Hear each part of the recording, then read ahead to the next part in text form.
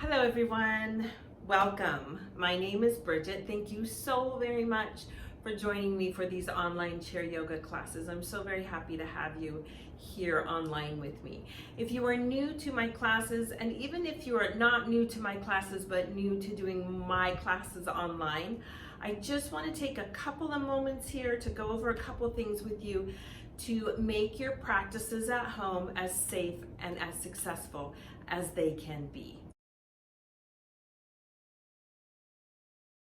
The first thing I want to touch on very quickly is the props that I'll invite you to have on hand for these yoga classes. The first one you're definitely going to need. The second two, they definitely will enhance the practice for you, but if you don't have them, you can do the practice without them.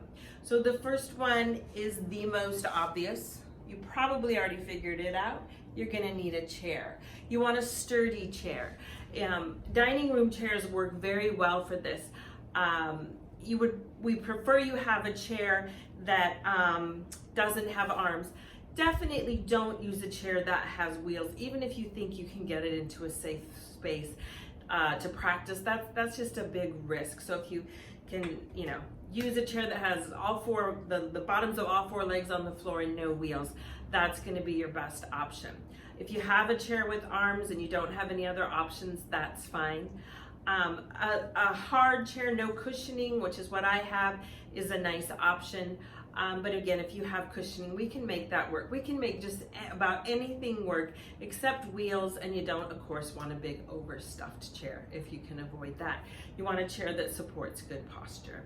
Okay, the other two props, the yoga blocks. If you have a couple of yoga blocks, please grab them and keep them handy. These help us to really go a little bit deeper into some of the stretches and movements that we do. They also, sometimes I use them for a little bit of strength training.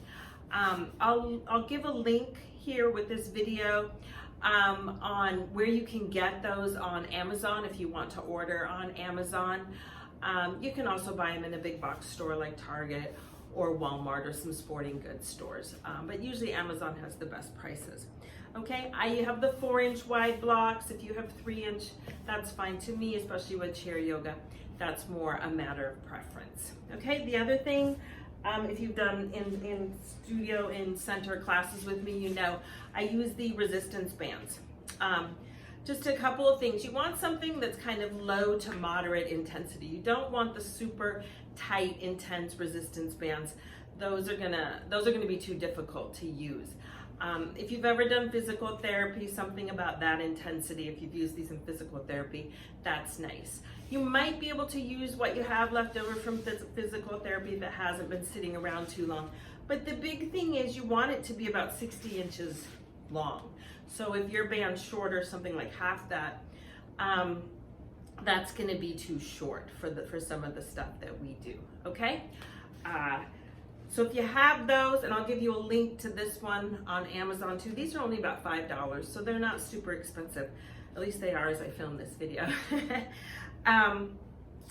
These can really help to build strength, especially upper body, shoulder, upper body strength. We're not trying to get all buff, but we want to keep our muscles around our shoulder area and across our back nice and strong to support both our shoulders and the spine in the upper back, so we don't feel discomfort there. Okay, so if you have them, great. If you don't have those props, maybe you won't have them, maybe you want to order them and it's going to take some time. I will definitely show you how to do the practices without the props. All right. So for the next few moments, I want to talk to you about practicing safely. We do about half the practice standing. And so we use our chair and we lean into it sometimes. And if you have trouble standing unsupported, you'll definitely be leaning into your chair for support. So it's critical that you make sure that your chair does not slip. If you're practicing on carpet and your chair is of any weight, there's a good chance it won't slip.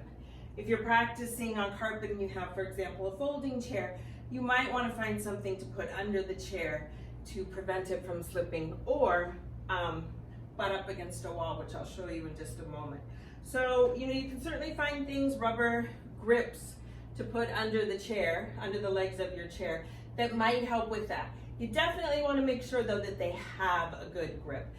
A lot of those little rubber things that we put under our chair actually have felt on one side so that they slide easily. So you don't want anything like that, especially if you're practicing on a tile or a hardwood floor, okay? But some other things that I think work even better, one is to use a yoga mat. So if you take a yoga mat and you roll it out, right? Let me just put my yoga mat down there. Oops. Okay, then you can set your chair on the yoga mat. And yoga mats are sticky mats. That's the other word for yoga mat. And so they're sticky and they won't slide. You can see that my yoga mat sticks out back behind my chair. There is some benefit to that, especially if you want to practice barefoot. You can use the yoga mat for, for the grip of your feet.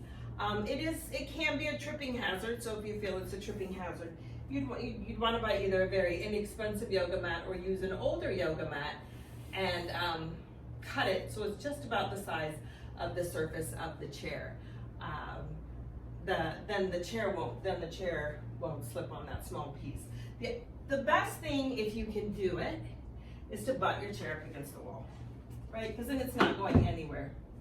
Now you can see I'm kind of in a corner, and a lot of times that's where we have the wall space to do this.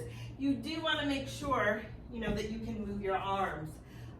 So you'd want to butt it up against the wall in a way that still gives you space to move your arms. Pardon my back there. Okay, lastly, if you are on a floor where your feet might slip and you're not going to use a yoga mat, please do wear rubber-soled shoes. You'll see I'm on the carpet. I do it barefoot. My feet don't slip on this carpet. However, if I felt like my feet were slipping, I would definitely be wearing rubber-soled shoes or using the sticky rubber of a yoga mat. Don't want your feet to slip. Don't want your chair to slip. So please practice safely and make sure of that. Okay? Thank you so very much for taking the time to watch this important information. I hope you enjoy the practices, and I look forward to sharing them with you.